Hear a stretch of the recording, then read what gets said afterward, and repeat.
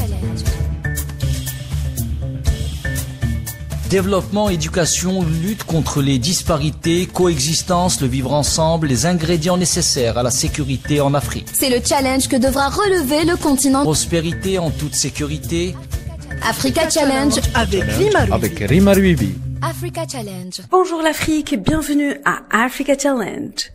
Lors de notre précédente chronique, nous avons parlé du défi du logement en Afrique. Relever ce challenge permettra d'endiguer le phénomène des bidonvilles et offrira une vie sociale qui préservera la dignité de nos Africains.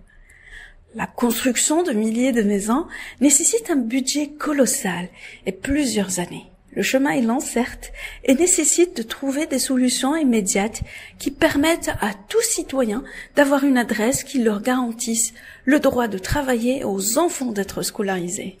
Tout simplement avoir une adresse en attendant une maison en dur. Mais peut-on avoir une adresse en habitant des bidonvilles? La réponse est positive grâce à l'obtention d'adresses digitales.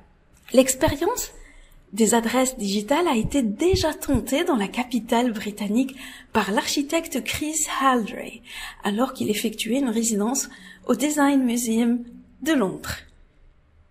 L'arrondissement londonien de Lewisham a été le premier conseil à piloter l'utilisation de ce service. Smartphone en main, l'utilisateur indique une application liée à Google Maps l'emplacement d'une entrée. Une trentaine de volontaires ont été recrutés par l'ONG Planact pour cartographier le quartier et attribuer une adresse à chaque propriété. Pour rappel, Planact, qui lutte depuis 1985 contre l'exclusion des populations vulnérables, a lancé ce programme d'adresses numériques avec le soutien de Google. Le moteur de recherche fournit la plateforme permettant de recenser les habitations et de leur attribuer un plus-code, soit des coordonnées géographiques simplifiées en une combinaison simple. L'utilisable sur Google Maps, une plaque bleue indiquant le plus-code et ensuite apposée sur les habitations. En Afrique du Sud, la plupart des foyers se chauffent et cuisinent au feu de bois ou à la paraffine. Le risque d'incendie est donc élevé, accentué par la nature des infrastructures.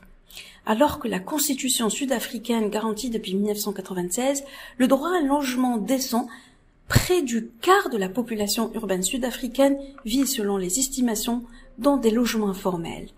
Les autorités tâchent à minima d'assurer un approvisionnement en électricité à des points d'eau et à des toilettes collectives. Mais la question des adresses fait partie des nombreuses problématiques restées en suspens, notamment pour l'obtention des cartes bancaires.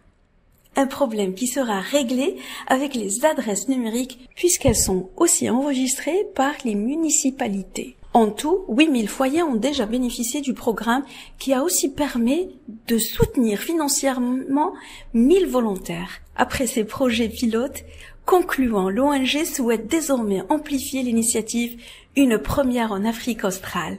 Elle augure d'une volonté de permettre à chaque Sud-Africain de retrouver sa dignité et de bénéficier pleinement de sa condition de citoyen. Commençons par avoir une adresse. À bientôt pour une nouvelle chronique et un nouveau challenge.